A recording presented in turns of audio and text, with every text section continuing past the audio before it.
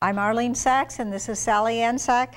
And today, Sallyan's going to tell us how she did a whole ton of research by not ever leaving her house, without going to the research facilities, just essentially using the telephone and writing letters. So where do you want to start? Back with Jimmy Amdur? Well, where I want to start was to say that this week, a cousin and I in Perth, Australia, the internet we did find each other through the internet, have put up an Amdur family tree website. And that's really the fruition of all the work we've done. I've done over 30 years, he's done over 15 years, and it goes back to 1735. That's and when fantastic. I consider that when I started, I didn't think I'd be able to find anything. And so I guess I should begin by saying that it starts when I'm 5 years old. I go to kindergarten, and there's a little boy there named Jimmy Amdur. So I come home and I say, there's a Jimmy Amdur. And my parents say, he's not related. And I can still remember at 5 thinking that was funny because there weren't very many Amdurs. And all my life there haven't been very many Amdurs. Did you ever get in touch with this as an adult? Oh yes, his daughter lives in Washington now, so now we're all set. And I now can prove how we're related, by the way. So let's start with your first thing was the finding. What got me started in genealogy is this book called Finding Our Fathers, A Guide to Jewish Genealogy. It was the first how-to Jewish genealogy book. My daughter, who was 15, bought it for me one summer and said, I got it because your name Amdur is in it, and I want to study my relatives. I want to trace my relatives. Well, all it says is Amdur is the Jewish version of the town of Indura in the government of Grodno. But we started, and we interviewed relatives. Because that's the first thing that you want to do when you're doing genealogy. But I was dubious about the Amdurs because my Amdur grandfather had died in the 1918 flu epidemic when my father was only 8 years old. So my father was one of 6 children. By the time I started, 3 of the 6 were gone. But I got together with him and his brother and sister. The oldest one was born in Russia, and he came. And I got some information. I got the name of the great-grandparents, Zalka and Malka. But nobody knew exactly where they were from because my oldest uncle had been born in the town where his mother was from. They had moved there. So I did what this book advised. When you don't know what to do, you sort of go off onto your other lines. But I thought I'd try to find out where this Amdur grandfather came from. And the first thing we do is you try to find out if this was an immigrant. It was a Litvak, meaning from Lithuania, what we call Litvak land. It's today Belarus and Lithuania and parts of Latvia. I sent away for naturalization records. Did this man get naturalized? He came in 1904, died in 1918, and I got lucky. He had taken out what we call first papers, Declaration of Intent to Become a Citizen. And on that it asks where you were born and when. And it says here that he was born 14 March 1869 in a town called Bresslow, Russia. I read this and I think I know what it means. I think it's Breslau, Silesia, you know, the famous Breslau. And the Mormons have filmed Jewish records from there, right? So what do? You went there and looked them and you couldn't find no Amdurs. No Amdurs. But I also have another problem. My father and his sister and brother told me his name was Gedalia, and my cousin Gail is named after him. Here it says Yiddle. They said he was Gedalia Wolf. It says Yiddle Wolf. What's this Yiddle business? Is his name Gedalia or is it Yiddle? Ellis Island, back before it was microfilmed. There he is. On the Ellis Island. Were you able to get that? Did you have to write for that? I wrote for that. I wrote for all these things. Okay. And it says when he arrived, you know. So you had the date. Right. And it's spelled Gdlis. I don't know what clerk in Southampton did this, but he arrived. There he was. And then later his wife arrived. I got her record and 3 children, so I knew. I also was told at that interview that my grandfather had one brother named by the name of Simon, the same name as my oldest uncle, who lived in England. And I ended up with Simon Tombstone. Tombstone. I think that's upside down, but I don't think they'll be able to see it very much anyway. But it says he's the son of not Zalka, but Zalkin. Now, I've since learned from going to the book that we all use now, Alexander Bader's book on Jewish names, that Zalka and Zalkin are everyday Yiddish nicknames for Solomon.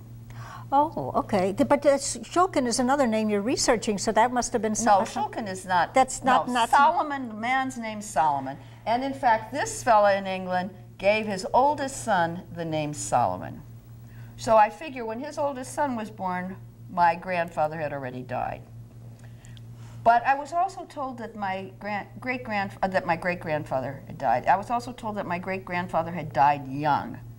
And I didn't know who was named after who. There was these two Simons. Were they named after my grandfather, my great-grandfather? I was confused.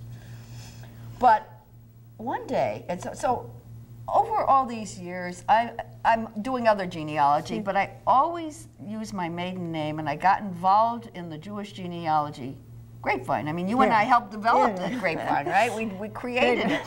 And people would send me Amdur things, and I would collect them in this huge collection of papers.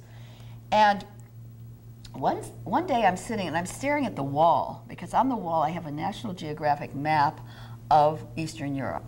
And this little, my eye goes to this itty bitty little thing, and I see the town of Braslav, B-R-A-S-L-A-V. Not far from Dvinsk, and down here is Vilnius. Now, let me go over to this map and show you what I'm talking about. Amdur, I should have said, is the way Jewish people, Yiddish speakers, pronounce the town of Indra. This is Indra, just above Grodno, in Poland today. Here's Warsaw, here's Białystok, here's Grodno. And this is an interwar map. Between the first two world wars, this whole section of what is today Lithuania, and this up here is Belarus today, all belong to Poland. So here's Indra, here's Vilna, and up here is Braslav, a distance of about 200 miles. At some point before 1812, my relatives apparently moved from Indra to Braslav, and the reason I say that is Jews didn't have last names then in the 18th century. And when they took last names, they very often took the name of the town they had come from, not where they were living, but in the town of Braslav. Let's say you had two men named Simon. One might be called Simon from Amdur, the other might be called Simon the tailor. Yeah. When they took names, one became Simon Amdur, one became Simon Schneider. But I wasn't positive. Was this Braslav my Braslav? The grapevine comes to the rescue. You know who Randy Deitch is? Yeah, everybody. Well, Jewish genealogists know Randy Deitch. So he got you. He said to me one day, you know, Sally, I was in Israel and I met a man who's a survivor from Braslav, and they are doing a Yisker book, a memorial book. I'll show it on the other side in English. And his name is Moshe Bogomolsky, and I sent him a donation after I wrote to him, and I said, listen, I'm wondering if my Amdurs came from this town. And he said, oh yes, well anyhow, those are the maps from the Library of Congress I sent to him to use. He said, indeed, yeah, there were Amdurs in that town before Hitler murdered everybody. And he said, in fact, there's still Amdurs living in that town. There is a woman who is the sister-in-law of a friend of mine here in Haifa, Israel.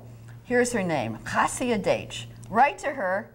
You can write in Yiddish or in Russian. Lots of luck, yeah, okay. All right. By then I had found people who were helping me with this Russian stuff. I have so much Russian stuff, it isn't funny.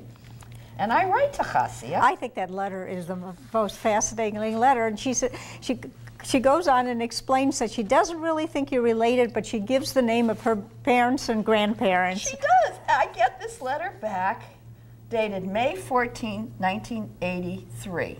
Now, I want to tell you, this past couple months, I've been going through 30 years' worth of scraps of paper like this. I am not organized the way I should be. And I got it translated. And among other things, she says, there were two Amdur families before Hitler came. My grandfather had one son. My grandfather was Peretz. My grandfather had a son, Simon. And then she goes on. The other family was Yankel. his father was Sholem Zavel, and she tells what year they're born. So, but at that point, you didn't know about the Parrots and the Simon, so you couldn't put it together. No, but last night, when I found this for this show, I nearly flipped out, because this past week I have done a whole trunk for this website, and I know where they fit in. And I know that this Hassia's grandfather, great-grandfather, was my great-great-grandfather. And Parrots was my grandfather's uncle. You've got to find somebody in Israel to look this person up or look up her children. Oh. You've got to get in touch with them again. Absolutely. Just in case you're interested, along the way I got death records from London, from my grandfather's brother. It still didn't tell me where they were from. But with the letter from Hassia, it was clear that we were from Braslav, and in fact, she was related to me. Well, then, not right away. That was 1983. All my research, I guess I can divide into, the 30 years could be divided in 15 and 15. The first 15, we had the Soviet Union. I called once at the Soviet embassy. Remember I told you? They said, you want records, call Red Cross. They hung up on me. But then the Soviet Union fell apart, the internet was formed, and all the research changed. And you still had the researchers, but when you hired researchers without in the last 15 years, yes, they weren't able to do it I before began to hire researchers because there was no way. And also, all these previous 15 years, people were sending me Amdur. I have scraps. I call them twigs and leaves. I have a folder called Twigs and Leaves of individual Amdurs. But then I began to send away for records, and I began, of course, to do a lot of reading on the history of the place. Why did they go to Braslav? I learned that there was a war between Sweden and Russia in the 17th century. It decimated that place. And then they started to build it up again. There were economic opportunities. And the Jews showed up. Well, I'll show you. I got a census from Poland. Poland owned that land then. In 1784, this is what it looks like. There are no last names. And it shows this word krechma. Krechma is what Jews called it. Those were roadside taverns at crossroads. It was a combination inn and tavern. And almost all the Jews on this list are living in those. Very few are living in the town of Braslav in 1784. And I even got a map, and I, as you can see, highlighted all the places where you found Amdurs. Where the Jews were living in 1784. This is a lake, and Braslav is right here on this lake. But they were in the district, all around there, each one in a different inn. A day's walk, maybe? Yes, less than a day's walk. Also at that time, we began to form databases on the web, right? Yeah. And the American Jewish Historical Society put its collection up. Its collection of the Industrial Removal Organization. Do you know what that is? I never heard of that. Didn't you ever hear of that? How did you never hear of that? What happened? At the beginning of the 20th century, the German Jews living in New York, who had by then moved up in the world. They didn't want the Russians there, yes. They were very upset about these scruffy Russians coming in and who were going to somehow make them look bad, and they didn't want them there. They formed the Industrial Removal Organization to find jobs for them out in the hinterland. My grandfather went to Sheboygan, Wisconsin. Why did some Jew go to Sheboygan, Wisconsin? So I wrote to the American Jewish Historical Society and said, do you by any chance have anything from Sheboygan for a guy named Amdur? This is the only artifact. I have that plus my grandfather's signature. We have no photographs of him, nothing. I wonder how the archives ended up with that postcard, though. You have no... Because they have the whole collection of the Industrial Removal Organization. Yeah, but I mean, obviously... Oh, okay, he wrote to the Industrial Removal Organization. And I don't read Yiddish either. And he said, I come now to you. My wife and children find themselves in the best of health, and they are in New York. I can't bring them because I just got a job. Can you please send them to me? So he's asking them to buy the train tickets. All right, but I'm focusing. So I'm back only, my grandfather's born in 1869. I'm back to the great-grandparents who maybe were born 1849, something like that. what am I going to do? I think the Jews are in Indira. Oh, I start getting records. And I get records from, we have this thing called revision lists. We've maybe talked about this on this show. This is what an 1816 Russian revision list looks like. Did you get that one from the web? I got that one from the archives. Okay. Remember? But now they have the... No, it's not on the web. It's not the original. But they've done, Litvak Sig has gotten material. I don't think they've done this one. This is the translation of it. And I learned from this that the Amdur name is already in use in 1816. Oh, that's pretty old, yeah. So we don't know. Remember, the Russian law requiring Jews to take last names is passed in 1809. Not all Jews took last names. They hid around because they knew it was for taxes and drafting. And in fact, they even, on these things, list the women separate from the men. They have two separate sections. Oh, interesting. So here I am. So they find me also these records from 1784. There are no last names. Can I bridge the gap? Well, because of the ages and the fact that there's a patronymic, the father's name, I can go back, and it's from that that I see that there has to have been an Eliakim. My luck is that my family has names like Eliakim and Peretz and Zalka and Simon. They're not common in this town, in these things. When I find those names, that's my straight line. Well, so this is my 1855 census of Indira. Because of the reading I've done, I know that Poland took a census of its Jews just before Poland started getting carved up by its neighbors. And I find two men named Eliakim. Okay, there. I don't know which one is the one who made that long trip to Indira, but somebody did.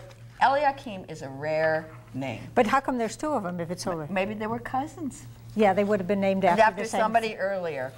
So you still don't know which one is yours either. No, and I still don't know. This is the trunk that I now have on the Amdur family tree that I give Eliakim, born about 1735 in Indira, generation 1. I'm down to generation 10, I think, it's the current generation. And all of these names have come from these censuses. I've also got a census of 1845 from my friends in the archives. Now, who was it that got these censuses for you? In some cases, I hired people. Early on, there was a fellow here in Washington doing it named Yakov Shadevich. Then we had conferences where we brought do you remember we brought the Lithuanian archivist? Oh, yes. Galina came in 1994. Yeah. And she began to send me things. Then we had a Salt Lake conference, and we had the Kovno archivist. And she came back here to Washington for a few days and stayed at my house. Oh, so they've been sending me things. And I also, in recent years, have hired a fella who lives in Riga by the name of Alexander Fegmanis, who is an Avotenu contributing editor. And he's gone to Minsk, he's gone to various places. What I have learned is lots of things. One is there's a grain of truth in everything they tell you. I started doing my Amdur grandfather's wife's tree, the Shulkins, because I knew them. They had come to the United States. My father, from memory, gave me the list of names of who he thought they were, her brothers and sisters. And he gave me a bunch of names that I put in this book we wrote. And then one day, in 2007, no, it came earlier, in 2001, I got a letter from Alexander Fegmanis that I'd like to read if we have time. Here's what it says. In the Central State Historical Archives in Minsk, fond number such and such, I found an 1889 list of Jews who lived in the district of Polotsk in the rural area. It mentions the citizen of Polotsk, Hirsch, son of Itzik Shulkin, 46 years old. He lived in the former inn of Mezhno. My uncle pronounced it Mishnah. Now I understood what Mishnah was, Mezhno, of some Volosht I can't pronounce, like a township. 12 years ago, he lived in the district of Lepo. The Mormons have Lepo Jewish records. Now I can go. Okay. Where he was a merchant and with his wife of the second marriage, Machla, 28 years old. Then it lists his children. Missing from that list are some of the names that my father gave me, notably Peretz. Well, Peretz isn't a name you make up, right? Yeah. My father remembers an Uncle Peretz. He thought it was his uncle, but all he said was an Uncle Peretz. Is it a generation further back? Ah, exactly. Meantime, I'm getting this email from Perth, Australia, and checking, and then I got a phone call one day from Silver Spring, Maryland, from a lady named Frances Hortis, and she says, I saw an interview of you in the B'nai B'rith Messenger. I don't even remember, Eileen. Where is the, I think it's a Baltimore paper. And she said, I was in Amdur before I was married. Were we related? So we talk. Her son is the one who wrote the book about the hidden Jews of the Southwest. Stanley Hortis. Stanley Hortis. So she passes the information on to her cousin, Eva Tucker, who writes to me out of the blue with this huge family tree and all this stuff. And away I'm going. And I'm still not knowing how they're related, but they come from the same place. You've got to be related somehow. Yes. And Mike Ross is part of that group. And last October, I'm in Perth, Australia, staying with Mike, because one of the things about genealogy, you make a lot of friends, right? And so I gave a talk there, and somebody said, how are you two related? And I thought, we've been corresponding for almost 15 years. We don't know. I'm going home. I'm going to figure it out. Well, one of the things you find is you don't have all the records. No matter what, you know, I got scads of records. I don't have all the records. But I looked at it with fresh eyes, and suddenly I realized I had been looking at the wrong generations. And suddenly, you know, like Jeopardy, all of the pieces just fit like a glove, and now I've got it, and it's just amazing to us. I think one of the things you want to spend a minute talking about was your father's birthday, which was March or April. Oh, yes. Thank you for remembering. All the years I'm growing up, we had 3 birthdays in March. Mine, my sister's, and my father's. March 23rd is his birthday. Fine. I start doing this. I send away for his birth certificate, because you're supposed to get all documents even when you think you know. It comes out and it says he was born April 23rd, 1910. And he says, nonsense, my birthday is March 23rd. I said, well, what do you make of this birth certificate? He says, oh, maybe they filed it a month late. All right, you're taking my birthday away from me, he says. Well, I don't know. I'm thinking, yeah, this makes good sense, and I'm sticking with that. And just last night, I looked again at the 1910 census for Sheboygan, Wisconsin. 1910, the year my father was born. Supposedly March 23rd, that census lists 4 children. My father was the 5th. Where was my father? I look up at the top of the page. The census was taken on April 23rd. Oh, I skipped. I'll go back. April 23rd, 1910. Well, Too bad I can't tell him. Obviously, his mother was very busy that day. The census taker must have come early in the day, and she gave birth to that baby later, because he ain't on that census. More than that, he had also said he was born Erev Pesach, means just the evening before, just before Passover started, that his mother put him in a drawer. Can you imagine answering the census person, going to have your baby, getting up and fixing a major dinner? She fixed the dinner. So there we have his story about I had checked with the Library of Congress. Passover in 1910 was April 23rd. So there I have, but you know, I think I have to go look. I'm almost sure my mother wrote March 23rd on his tombstone. Oh, I'm sure she did. But you know, I can understand how something like that happened. Perhaps the school break-off date was April 1st or something like that. So we had to have been born before that in order to go to school or something like that. You know, people did that all the time. Oh, that could very well have been it. You know, because why else? I mean, I could understand. I have heard stories of the birth getting reported late. Yes. Well, why would he be early? What a good possibility. But we have no way, of course, of proving that. But you did say the school records also said March. I didn't get his school records. I should go get them. But that would be a logical possibility. Because he was sure he was March. Well, so, you know, if you change it for a kid when they're 5 years old, they don't know February or March. She probably, you know, it makes a lot of sense. If you had 6 children at home, you would be in a hurry. Get them out. Yes. You're glad you don't want to have that kid around another year. You know, I have one biggie left to do. My father also said in one of those throwaway lines that his parents were related somehow. The Amdurs and the Shulkins were somehow related. Polotsk is not very far from Bratislava, which today is in the northeast corner of Belarus. It was part of Poland, then it was Russia, then it was Poland, now it's Belarus. Do you know, I just recently got an email from a fellow in Israel who was born, whose parents were from Bratislava, but his father went to live in Polotsk with relatives. So there were Amdurs in Polotsk. And now what I'm going to do is I'm going back to my friends, the archivists, and saying, look in Polotsk for me for Amdurs. I haven't done that yet. And see if I can lay that one out. Maybe they were with the Shulkins or... Yeah, they must have somehow been cousins. But we also have started a DNA family thing. Now, do you have a brother or somebody that can do it for you? Thank goodness, I have one Amdur male cousin who's already done it. Okay. And now we've got some old guy in Israel who's an Amdur on his mother and his father's side, and he's doing it. But we also have a couple of other major groups of Amdurs. One was Amdursky, two were Amdursky, and another one was Amdurer. And we'd like to see if maybe further, if they show that we all came originally from that. Probably not. Probably just that they came from that town, and only if, to the extent that that was a tiny town, maybe they were interrelated. Yeah, well, I think the whole point of what we've talked about is to say that you can do it even if you can't travel to these various archives. It is possible to hire someone in the Eastern Europe. I think I'm better off not having traveled.